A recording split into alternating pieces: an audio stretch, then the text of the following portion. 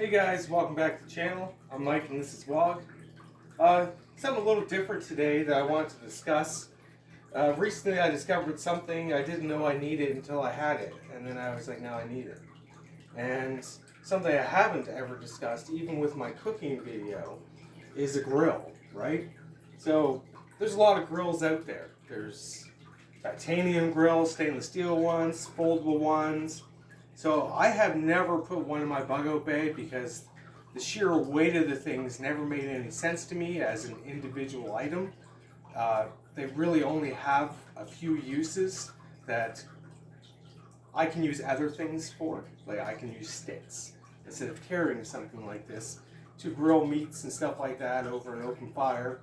And as I explained before, I'm more of a prepper slash survivalist than a glamour camper, so to speak. So I don't really have any grills to show you. So I brought in one that I use in my fire pit outside.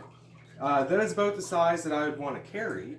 Now I've seen some that are about half this size, so they're going to be half the weight of this. But recently, my beautiful better half got me something that I didn't know I needed until I had it.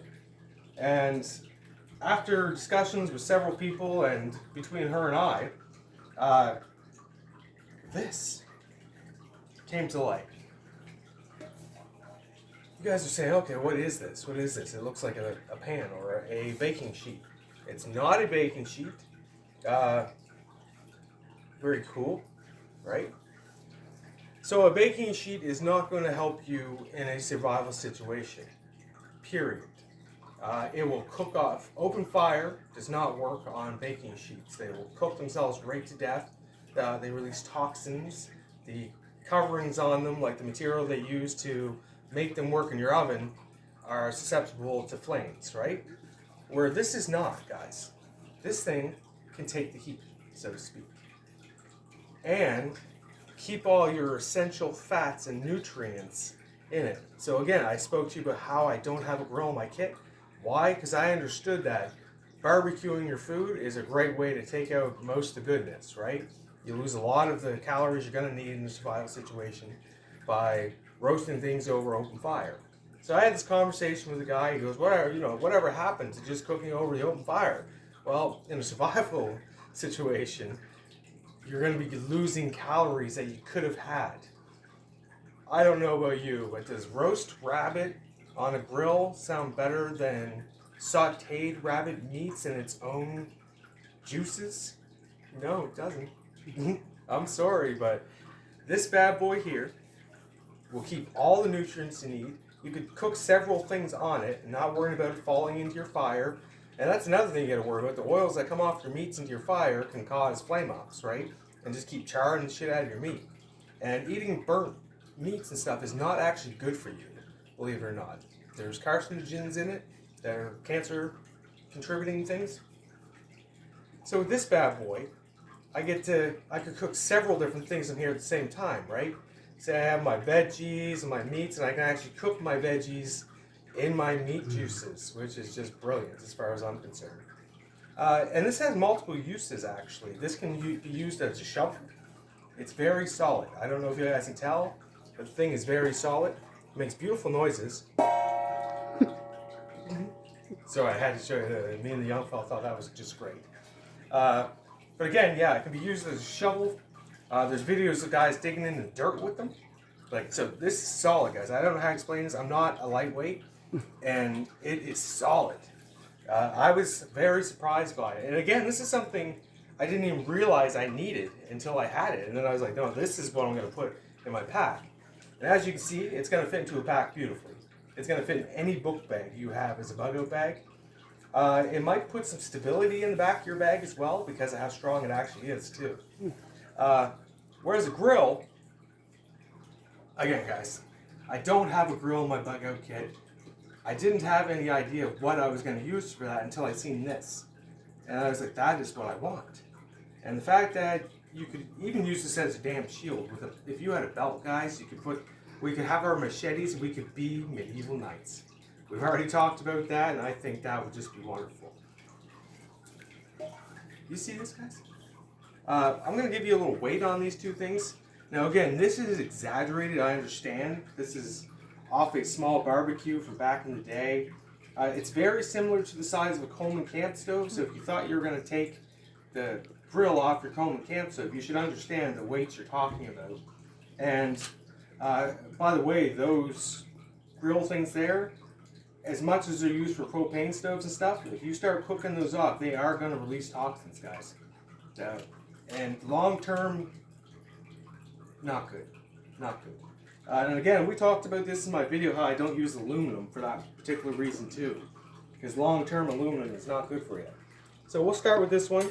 Let's zero it out here. Alright, here we go.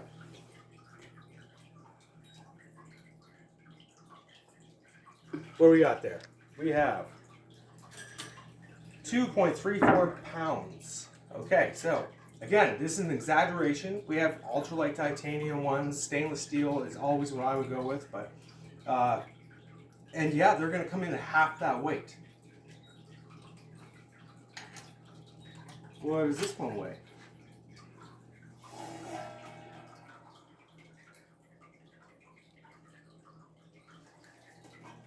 It's not working.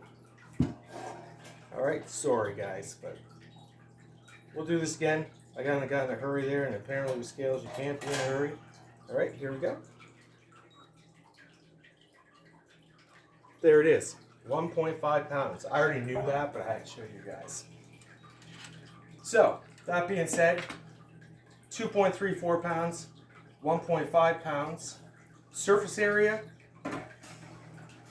as far as I'm concerned, this is a lot more surface area. I see the size of this is bigger, but every one of these bars, even all added together, is still only like this big, right?